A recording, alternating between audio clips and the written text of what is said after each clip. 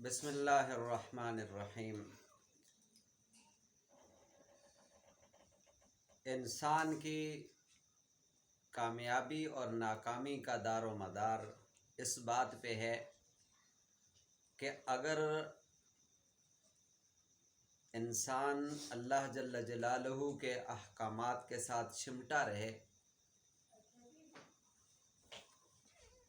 اور اللہ جل جلالہ کے احکامات کو آنکھیں بند کر کے مانے، اس پہ اپنی عقل،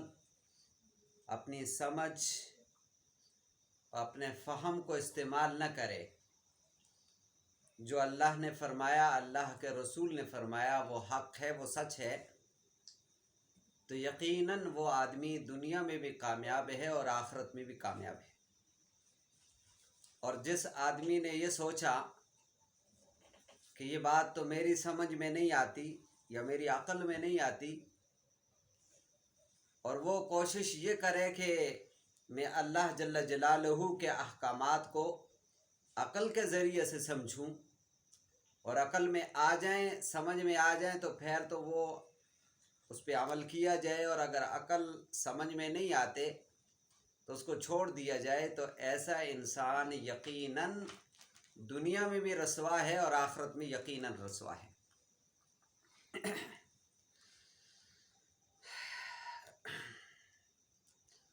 جو اللہ جل جلالہ نے، اللہ کے حبیب نے اس امت کو تعلیم دی ہے، اگر یہ امت اس پہ کما حق عمل کرنا شروع کر دے تو اللہ جل جلالہ انہیں دنیا میں بھی کامیاب فرمائیں گے اور آخرت میں بھی کامیابی عطا فرمائیں گے۔ وہ مسکان لڑکی جو انڈیا میں ایک غنڈوں کے ہجوم میں اور بدماشوں کے ہجوم میں، جو اللہ جل جلالہ کے ایک امر کو توڑوانے کے لیے کوشاں کر رہے تھے کہ حجاب اتار دے، لیکن اس لڑکی کی جرت اور بہادری اور اس کی حیا قابل ستائش ہے کہ اس نے وہ پیشاب پینے والی قوم کو صرف ایک جملے سے ان کے منہ کالے کر دیے، اللہ اکبر سے۔ ایک جملہ بولا، اللہ اکبر، اور یہ جملہ بول کر کے پوری دنیا کو یہ بتا دیا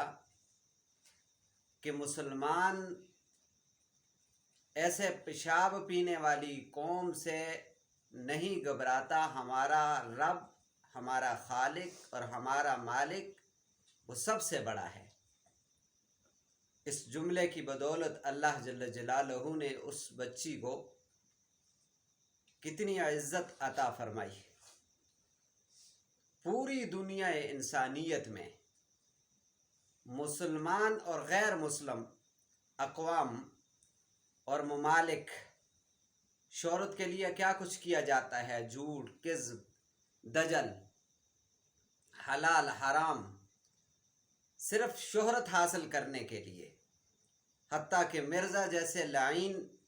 تو شہرت پانے کے لیے قرآن حدیث پہ بھی جھوٹ بولنے سے پرہیز نہیں کرتے۔ تو اس بچی نے ایک جملہ کہہ کر کے یہ ثابت کر دیا کہ اب ہمارے اندر اب بھی ایمان موجود ہے، حیا موجود ہے، اور اس سے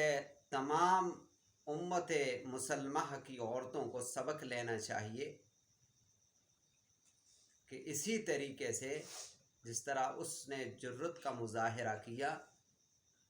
اسی طریقے سے باقی مسلمان عورتوں کو، بچیوں کو، مستورات کو بھی اسی کا مظاہرہ کرنا چاہیے کہ اب بھی ہمارے اندر اسی طریقے کی حیا ہے کہ جس طرح صحابہ کرام کے دور میں صحابیات میں ہوا کرتی تھی۔ اللہ جل جلالہ حق کہنے اور سننے کی توفیق عطا فرمائے۔ وآخر دعوانا ان الحمدللہ رب العالمین۔